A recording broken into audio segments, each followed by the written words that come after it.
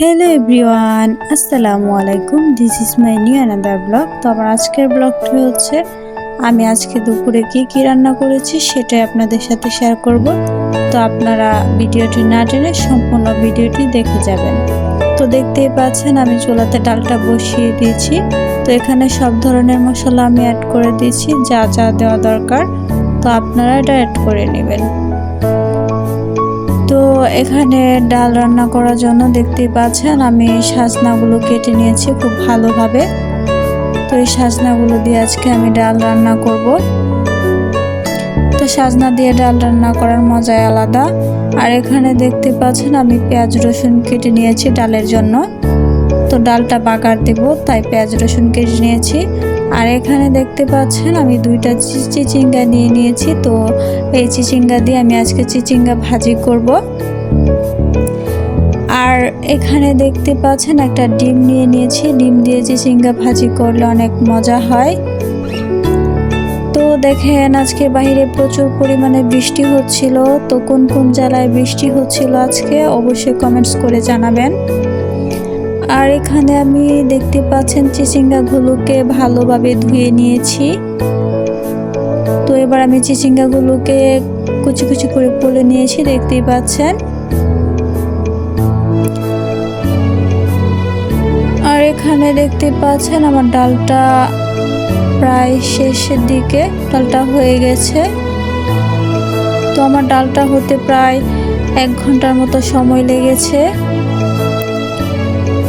আর এখানে আমি একটা কড়াই বসিয়ে দিয়েছি, দেখতেই পাচ্ছেন। এটার মধ্যে আমি তেল দিয়ে দিচ্ছি। এবার আমি ডালটা বাগার দেওয়ার জন্য পেঁয়াজ রসুন দিয়ে দিয়েছি, দেখতেই পাচ্ছেন আপনারা। এবার এটাকে খুব ভালো করে নেড়ে নিতে হবে। তো আমি ডাল রান্না করার জন্য 5 ফোড়ন দিয়ে থাকি। আপনারা ডালটা রান্না করার জন্য 5 ফোড়ন দিয়ে ডালটা রান্না করবেন। অবশ্যই ডালটা অনেক টেস্ট হবে, খেতেও খুব ভালো লাগবে। তো দেখতেই পাচ্ছেন আমার ডালটা রেডি। তো আমার ডালটা বাগার দেওয়া শেষ।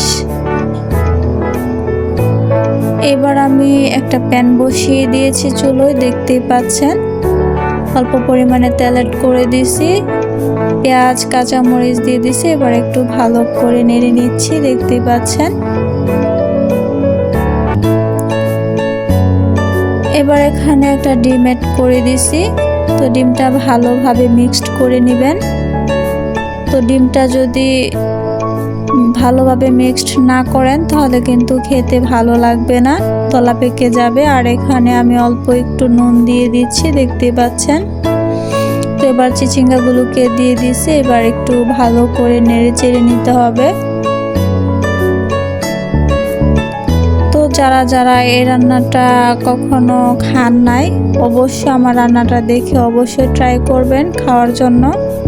তো এবার আমি এটাকে ঢাকনা দিয়ে ঢেকে দিচ্ছি একটু সিদ্ধ হওয়ার জন্য, দেখতেই পাচ্ছেন। ঢাকনাটা খুলে একটু নেড়ে চেড়ে দিব। তো এবার একটু নেড়ে চেড়ে দিচ্ছি, নাহলে কিন্তু চিচিঙ্গাটা সিদ্ধ হবে না। তো এটা ঢাকনা দিয়ে ঢেকে রান্না করতে হবে।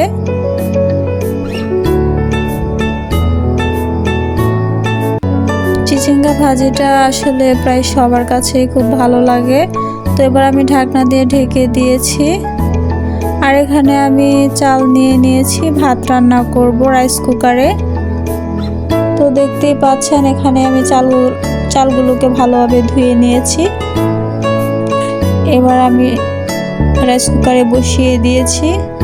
আর এখানে দেখতে পাচ্ছেন আমি চিচিঙ্গাগুলোকে ভালোভাবে নেড়ে নিচ্ছি। আমার চিচিঙ্গাটা এখনো হয় নাই,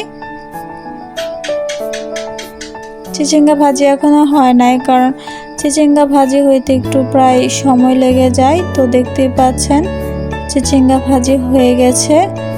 তো দেখতে পাচ্ছেন এখানে আমি কিছুটা কলমি শাক নিয়ে নিয়েছি। তো এবার কলমি শাকগুলোকে কুচি কুচি করে বলে নিয়েছি। এবার আমি কলমি শাক রান্না করব। দেখতেই পাচ্ছেন আমি চুলোর মধ্যে কলমি শাকটাকে সিদ্ধ হওয়ার জন্য দিয়ে দিয়েছি। অল্প একটু নুন দিয়ে একটু ভালোভাবে নেড়ে নিচ্ছি। তো এটা সিদ্ধ হতে থাক। তো এখানে আমি কড়াইতে দেখতে পাচ্ছেন তেল দিয়ে দিয়েছি। এবার আমি কলমি শাকটাকে রান্না করব। তো পেঁয়াজ মরিচটাকে ভালো করে আমি নেড়ে নিচ্ছি। এবার আমি কলমি শাকটা দিয়ে দিচ্ছি। তো এবার একটু ভালো করে নেড়ে চেড়ে শাকটাকে আলাদা করে নেবেন, যেন ঝরঝরে হয়, তাহলে খেতে ভালো লাগবে। তো দেখতে পাচ্ছেন আমার কলমি শাকটা হয়ে গেছে, কলমি শাকটা রেডি। তো কমেন্টস করে জানাবেন কেমন হয়েছে। আর এখানে দেখতেই পাচ্ছেন আমার ভাতটাও হয়ে গেছে। এবার একটু ভালো করে নেড়ে নিচ্ছি। তো আজকের মতো ভিডিওটি এই পর্যন্তই। সবাই ভালো থাকবেন, সুস্থ থাকবেন। আল্লাহ হাফেজ।